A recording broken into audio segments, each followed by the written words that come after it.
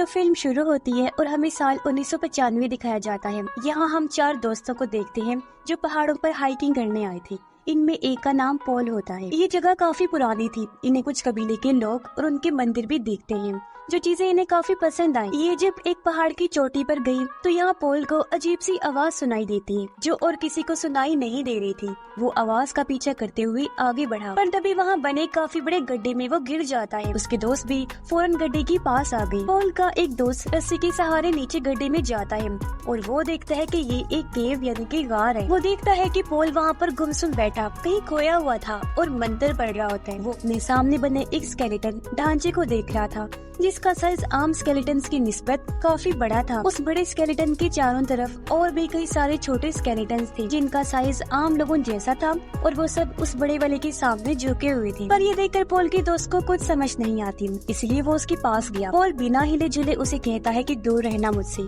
अगर तुमने मुझे छुआ तो तुम लोग मारे जाओगे। पर उसका दोस्त इस बात को नजरअंदाज करके पॉल को अपने कंधे पर उठाकर बाहर ले आते हैं। इन्हें सामने एक लकड़ी का बना हुआ घर दिखाई दिया, जिसके अंदर ये पॉल को ले आते हैं। यहाँ बर्फ पड़ना शुरू हो गई थी, यानी कि ये चारों लोग अब यहाँ से नहीं निकल सकते थे। अब पॉल के पास अपनी एक दोस्त को छोड़ के 2 दोस्त बाहर जाते हैं खाने का इंतजाम करने के लिए। पॉल अभी भी अपने होश में नहीं था। पॉल की दोस्त देखती है कि उसने हाथ में म्यूजिक बजाने वाला इंस्ट्रूमेंट पकड़ा हुआ है, जिसे उसकी दोस्त लेकर बजाने लगती है। कुछ देर बाद जब वो बाहर आई तो उसे बर्फ में अजीब सा काला साया दिखाई देता है, जो उसकी तरफ ही बढ़ रहा था। उसकी दोस्त अपनी जान बचाने के लिए वापस घर के अंदर आ गई और दरवाजे को बंद कर देती है। वो साया इनके घर तक आकर दरवाजे पर दस्तक भी करता है, जिससे वो काफी डर जाती है, मगर कुछ देर बाद वो चला गया। अब जब इनके दोस्त आए तो पॉल की वो दोस्त इन्हें बता देती है कि मैंने बाहर किसी डरावने साए को देखा। पर दोनों कहते हैं कि बाहर तो कोई भी नहीं है, लेकिन वो अभी भी काफी डरी और बौखलाई हुई थी। अब ऐसे यहाँ इनका दूसरा दिन हो जाता है।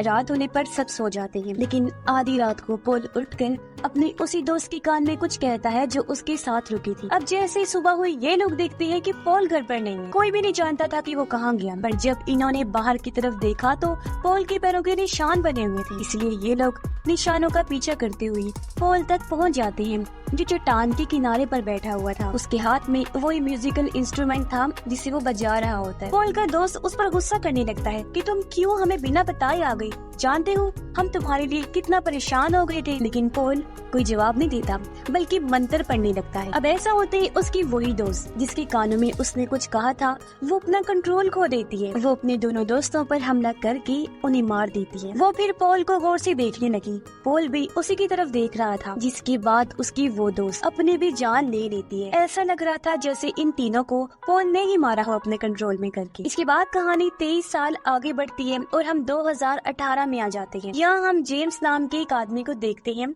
जिसकी वाइफ और बेटे की कार एक्सीडेंट में हाल ही में मौत हो गई, जिस वजह से वो अकेला पड़ गया था। वो एक सिक्योरिटी शॉप को चलाते हैं और अपनी फैमिली को बहुत याद करता है, उनके गम से नहीं उभर रहा होता। अब जेम्स एक होटल में जाता है, जहाँ वो अपने बर्थडे का कूपन दिखाता है। अब हालांकि आज उसकी बर्थडे भी नहीं थी, कूपन पर 3 दिन पहले की डेट लिखी हुई थी, लेकिन फिर भी होटल वाले उसका कूपन कबूल करके उसे मुफ्त में खाना देते हैं। इसके बाद जेम्स जब घर आया तो उसके दोस्त की बेटी, जिसका नाम अमेंडा था, वो उससे मिलने आती। दोनों एक दूसरे से अपना गम बांटते हैं, क्योंकि आज ही के दिन अमेंडा के डैड और जेम्स की वाइफ और बेटे की मौत हुई थी। अमेंडा की मॉम को भी जेम्स जानता है और अब अमेंडा जेम्स को ही अपने डैड की जगह समझती है। वो पॉल को कहती है कि अपने डैड की मौत के बाद मैं पूरी तरह से टूट गई, लेकिन फिर मुझे समझ आ गई कि ये पूरी दुनिया सिर्फ एक ख्याल है, ये हकीकत में नहीं है। सच्चाई सिर्फ हमारी सोच में होती है। जिस बारे में हम बहुत ज्यादा सोचते हैं ना, अपना पूरा ध्यान लगाते हैं, वही चीज हकीकत में हमारे साथ हो जाती है। जो कहने के बाद अमेंडा वहाँ से चली जाती है। अगली सुबह हम अमेंडा की मॉम को देखते हैं। वो जब उसके कमरे में जाती है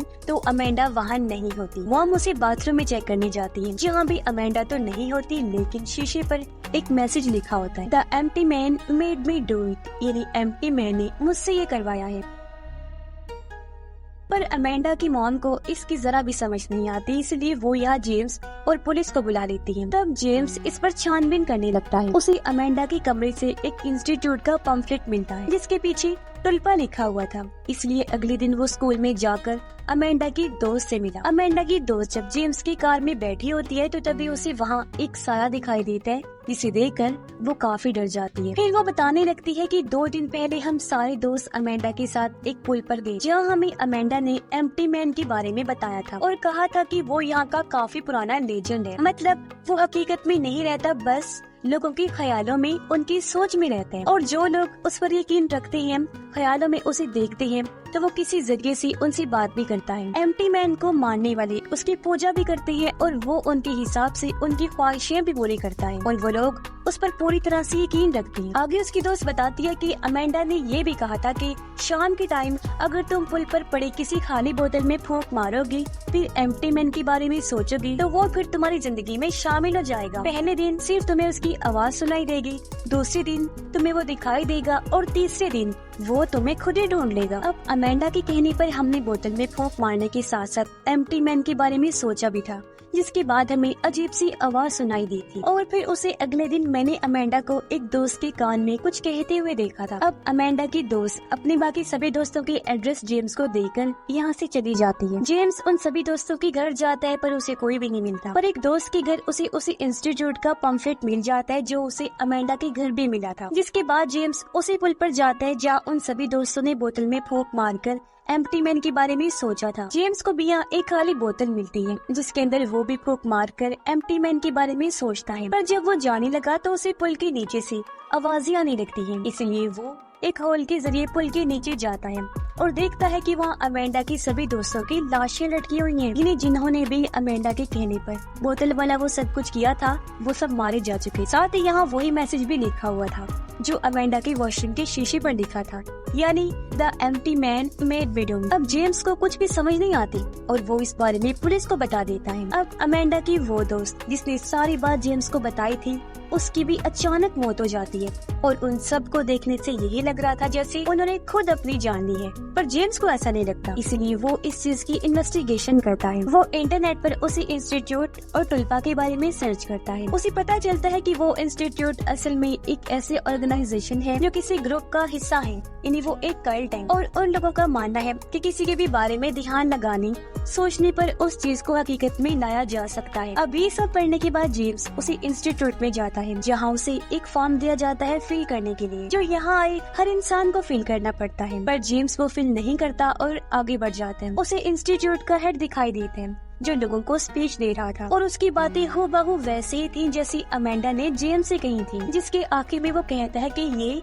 एम्प्टी मैन का मैसेज है, यानी कि वो भी एम्प्टी मैन का ही मानने वाला था। स्पीच खत्म होने के बाद जेम्स हेड से मिला और उससे एम्प्टी मैन के बारे में पूछता है। हेड बताता है कि वो एक तरह की पावर है, ताकत है, और एम्प्टी मैन अपने मानने वालों की ख्वाहिशें तब तक पूरी करते रहता है जब तक वो उस पर पूरी तरह से यकीन रखते हो। अब जेम्स इन बातों पर ध्यान ना देकर अमेंडा को ढूंढने पर तवज्जो देता है क्योंकि उसका अभी तक कुछ भी पता नहीं चला था। वो एक लड़की से अमेंडा के बारे में पूछता है लेकिन वो भी कोई जानकारी नहीं दे पाता उसके बारे में। जिसके बाद जेम्स इस पूरी जगह पर उसे ढूंढने लगा। उसे एक जगह पर कुछ लोग बैठे हुए नजर आए जो एक काले कागज की तरफ बड़े गौर से देख रहे थे, साथ साथ वो रिकॉर्डिंग्स भी सुन रहे थे, पर जेम्स को कुछ समझ नहीं आती कि ये सब कर क्या रहे हैं। वो फिर एक ऐसे कमरे में गया जहाँ बहुत सारे लोग कुर्सियों पर बैठे हुए थे और वो एम्प्टी मैन को बुला रहे होते हैं, लेकिन इस जगह से जेम्स को बाहर निकाल दिया जाता है। अब यहाँ जेम्स को वही लड़का मिला जिससे कुछ देर पहले उसने अमेंडा के बारे में पूछा था। तो अब वो बताता है कि अमेंडा को ट्रेनिंग के लिए एक दूसरे कैंपस में भेज दिया गया है जो जंगल में है, और अगर तुम उसे ढूंढना चाहते हो तो वहाँ चले जाओ, और वैसे तुम इन सब लोगों से दूर रहो तो अच्छा है क्योंकि ये सारे बहुत खतरनाक लोग हैं। अब जेम्स को कैसे भी करके अपनी दोस्त की बेटी अमेंडा को ढूंढना था, इसलिए वो उसी जंगल में चला जाता है। उसे एक कैबिन मिलता है जिसके अंदर जाने पर बहुत सारी फाइल्स पड़ी हुई थी। उन्हीं में से एक फाइल अमेंडा और जेम्स की भी थी, लेकिन जेम्स की फाइल पूरी तरह से खाली होती है। जेम्स एक दूसरे कमरे में गया जहाँ बहुत सारे वीडियो कैसेट्स पड़ी हुई थी। उनमें से एक को प्ले करके जेम्स देखने लगता है जहाँ एक आदमी पर कुछ लोग अजीब तरह का एक्सपेरिमेंट तजुर्बा कर रहे थे, जिसके बाद उस पर जादू भी किया जाता है। ऐसा लग रहा था जैसे उस आदमी के अंदर ये किसी को लाना चाह रहे हैं, और फिर अगले ही पल उस आदमी के अंदर वो आ भी जाता है। अब देखते ही देखते रात हो गई। जेम्स को बाहर से आवाजें आने लगती है। वो जब चेक करने गया तो बहुत सारे लोग आग के चारों तरफ मंतर पड़ते हुए घूम रहे थे। जेम्स उन्हें गौर से देख रहा था और अब आग अचानक से आसमान की तरफ जाने लगती है, जो देख पूरी तरह जेम्स घबरा जाते हैं। पर वो सारे लोग जेम्स को देख चुके थे। उसे मारने के लिए वो जेम्स की तरफ बढ़ने लगते हैं, पर वो अपनी जान बचाने के लिए गाड़ी लेकर यहाँ से भाग निकलता है। वो सीधा पुलिस स्टेशन आया और उस ऑर्गेनाइजेशन के बारे में पुलिस को बता देता है, पर कोई भी उसकी बात का यकीन नहीं करता। इसलिए अब वो अमेंडा की मॉम के पास आता है। उन्हें बताता है कि अमेंडा एक ऐसे कल्ट का ग्रुप का हिस्सा है जो एम्प्टी मैन पर यकीन रखते हैं और उसकी पूजा करते हैं। तभी जेम्स के पास कॉल आती है और कोई उसके कानों में सीटी बजाता है। फोन रखने के बाद जेम्स अमेंडा की मॉम को बताता है कि कल्ट के लोग बहुत खतरनाक हैं, वो एम्प्टी मैन के लिए कुछ भी कर सकते हैं और उन्होंने ही उन सभी बच्चों को मारा है। तुम्हारी भी जान को खतरा है, इसलिए मैं तुम्हें किसी सेफ जगह पर ले जाना चाहता हूँ। इतना कहकर जेम्स उसे अपने साथ ले गया। असल में ये दोनों एक दूसरे से प्यार करते थे, पर कभी बता नहीं पाई। जेम्स उसे एक होटल में छोड़कर कहता है कि तुम यहीं रहो, यहाँ तुम बिल्कुल महफूज रह सकती हो। अब रात को जेम्स जब सो रहा था तो डर की वजह से उसकी आँख खुल गई। वो देखता है कि एक साया मेरी तरफ आ रहा है। जेम्स उसे मारने की कोशिश करता है, पर साया वहाँ से गायब हो चुका था। अगले दिन जेम्स फिर इंस्टीट्यूट के बाहर पहुँचता है। उसने देखा कि वो लड़का जिसने उसे अमेंडा के बारे में बताया था वो कुछ लोगों के साथ कहीं पर जा रहा है। जेम्स उनका पीछा करता है। वो लोग एक हॉस्पिटल में आते हैं, तब उनके पीछे जेम्स भी अंदर चला जाता है। वो देखता है कि वो सारे लोग एक आदमी के सामने झुक गए हैं जो बेड पर पड़ा है और पिछले कई सालों से कोमा में है। जेम्स को कुछ समझ नहीं आती, इसलिए जब वही लड़का बाहर निकलता है तो जेम्स उसे पकड़ लेता है। वो उसे बुरी तरह पीट कर पूछता है कि तुमने मुझे जंगल में क्यों भेजा था। तब वो लड़का बताता है कि मुझे मेरे ग्रुप वालों ने ऐसा करने को कहा था कि तुम उस जंगल में जाओ। जेम्स बेड पर पड़े उस आदमी के बारे में पूछता है।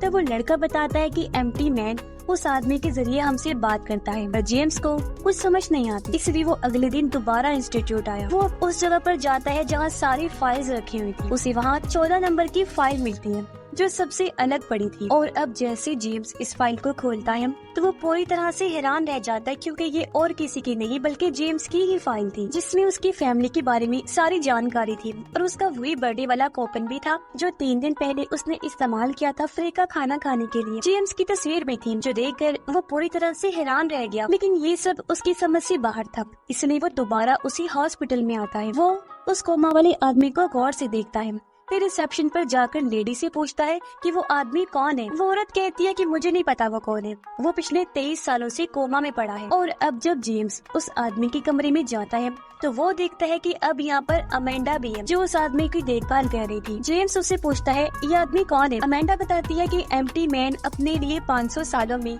एक ऐसे इंसान को चुनता है जिसके जरिए एम्प्टी मैन हमसे बात करे, और पिछले 23 साल से इसके जरिए ही एम्प्टी मैन हमसे बात कर रहे हैं, क्योंकि ये भी उसका चुनाव है। इस आदमी को 23 साल पहले एम्प्टी मैन ने पोजेस्ट करके अपने कंट्रोल में किया था, और बस तब से यही हमारी एम्प्टी मैन के साथ कम्युनिकेशन का जरिया है। जेम्स अब अमेंडा की मॉम को कॉल करता है, पर हैरत वो उसे पहचानने से इनकार कर देती है। अब हमें पता चलता है कि ये कोमा वाला आदमी दरअसल और कोई नहीं बल्कि पॉल है, जिसे हमने मूवी की शुरुआत में देखा था, जो अपने 3 दोस्तों के साथ हाइकिंग पर आया था। आगे अमेंडा जेम्स को बताती है कि अब इसका जिस्म पूरी तरह से कमजोर हो चुका है, इसलिए अब हमें एम्प्टी मैन के लिए नए जिस्म की जरूरत है, यानी एक नए होस्ट की, जिसके अंदर वो रहकर अपने चाहने वालों से बात करे, उनकी ख्वाहिशें पूरी करे, जिसकी हम पूजा करें। और हाँ, उसके नए जिस्म के लिए जेम्स हमने तुम्हें चुना है। तुम्हारे दिमाग में जो तुम्हारी यादें हैं, जो तुम सोचते हो, वो हकीकत में नहीं है, बल्कि पूरी तरह से मन गढ़ंत है, क्योंकि उन यादों को खुद हमने तुम्हारे लिए बनाया है। असली जिंदगी में तुम्हारे साथ कभी भी कुछ ऐसा नहीं हुआ, क्योंकि तुम्हारी ये जिंदगी भी तो हमने ही बनाई। यूँ कह लो कि तुम्हारे जेम्स कैरेक्टर को पूरी तरह से हमने बनाया है एम्प्टी मैन के लिए। इसीलिए तो मेरी मॉम ने तुम्हें नहीं पहचाना,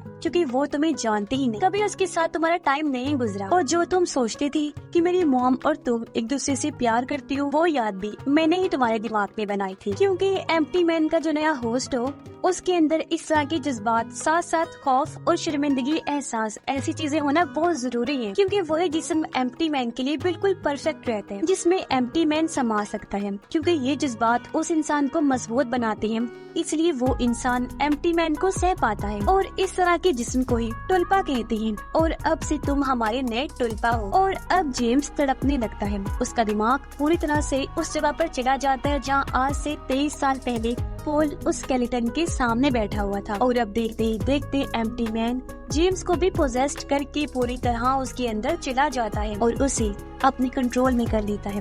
पर इस वजह से जेम्स बेहोश हो जाता है। होश आने पर वो अपने घर चला जाता है, जहाँ उसे पूरी तरह से यकीन हो गया था कि अब मैं सच में इंसान नहीं रहा बल्कि एक टुलपा बन गया हूँ, यानी एम्प्टी मैन का होस्ट। और मेरा जो नया जिस्म है टुलपा वाला, वो 3 दिन पहले पैदा हुआ है, क्योंकि मैं खुद और मेरी यादें उस कल्ट की तरफ से बनाई गई हैं, जो सब ख्याली था। मेरे जहन में उन्होंने ख्याल इसलिए डाले ताकि मेरी बॉडी एम्प्टी मैन के काबिल बने। और जब पूरी तरह से मैं ऐसा बन गया, यानी कि टुलपा, तो एम्प्टी मैन आखिर मेरे अंदर समा ही गया। यानी कि अब उस कल्ट का एम्प्टी मैन के साथ कम्युनिकेशन का जरिया जेम्स था। और अब जेम्स उस जगह पर जाता है जहाँ पॉल का जिस्म कोमा की हालत में पड़ा था। जेम्स उसे शूट करके खत्म कर देता है और ऐसा होते ही हॉस्पिटल के सभी लोग जेम्स के आगे झुक जाते हैं। यानी कि अब वो कल्ट जेम्स के जरिए एम्प्टी मैन की पूजा करेगा और एम्प्टी मैन हर उस इंसान को मार देगा जो एम्प्टी मैन को सोचते तो थे पर उस पर यकीन नहीं करती थी, उससे डरती थी। जो लोगों को मारने का काम एम्प्टी मैन तब से करता आ रहा था। अब जेम्स का कैरेक्टर कुछ यूँ बना